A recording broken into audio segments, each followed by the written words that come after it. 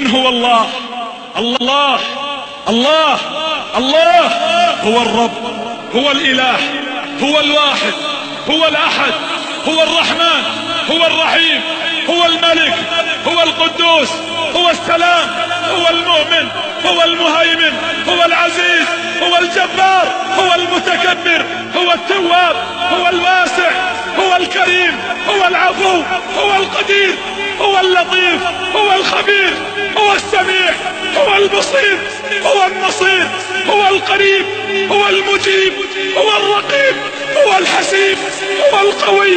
هو الشهيد، هو الحميد، هو المجيد، هو المحيط، هو الحفيظ، هو الحق المبين، هو القهار، هو الخلاق، هو الفتاح، هو الودود، هو الغفور، هو الرؤوف، هو الشكور،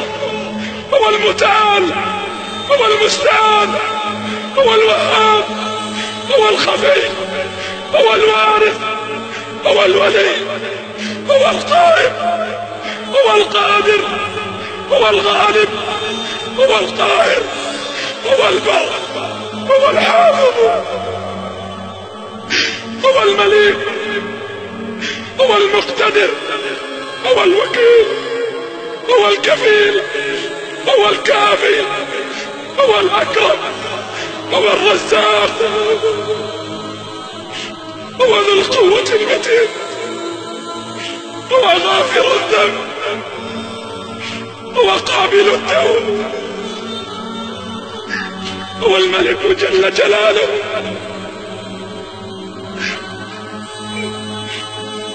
لا إله إلا الله، ذلكم الله. لو أن أشجار البلاد جميعها الأقلام تكتبها بكل بنان، والبحر تلقى فيه 7 أبحر لكتابة الأسماء كل زمان نفدت، ولم تنفد بها كلماته، ليس الكلام من الإله من هو الله؟ الله الله الله هو الرب، هو الإله،